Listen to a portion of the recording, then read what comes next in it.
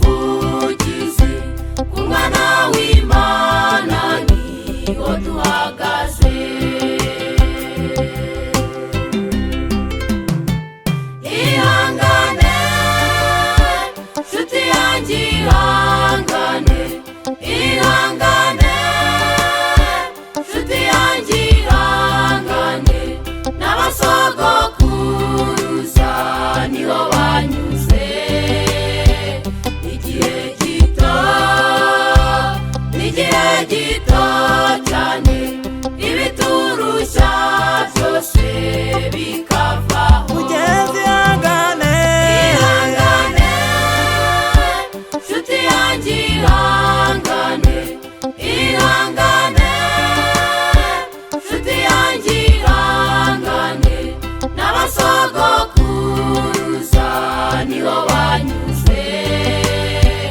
Igihe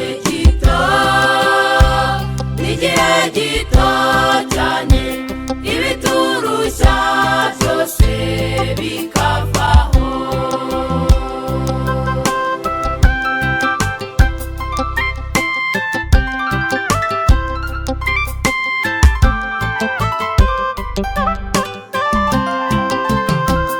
Ibuka Sitefano, mugaragu w'Imana, bamuteye amabuye, yarihanganye, yarararamye, areba mu ijuru, niho gutabarwa kwe kwaturutse.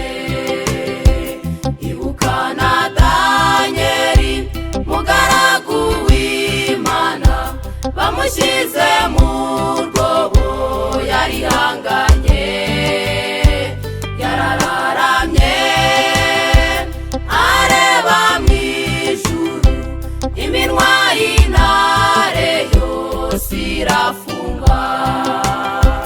Ibuka na Yohana, mugaragu w'Imana, bamushyize mu ngunguru y'amavuta, yarararamye, areba mu ijuru, ava mu iyo ngunguru ari muzima.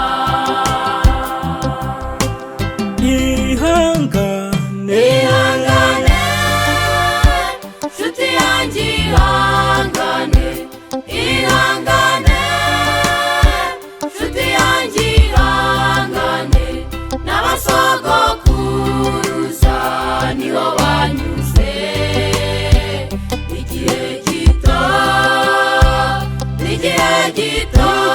gitoya, ibiturushya byose bikavaho. ihangane, Ihangane nshuti yanjye, ihangane, ihangane nshuti yanjye, ihangane, n'abasogokuruza niho banyuze.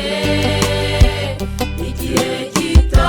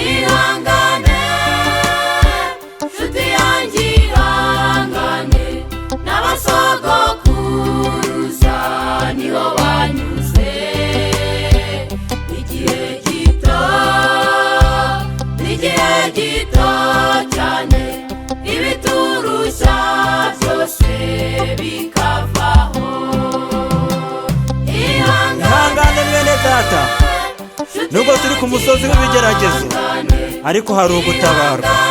Intambara ni nyinshi ariko dufite gutabarwa n'Uwiteka Imana yacu. n'abasogokuruza niho banyuze. Ni igihe gito bene data tukaruhuka tukabiringira Uwiteka Imana ameze nk'umusozi wa Siyoni utabasha kunyeganyezwa. Haleluya.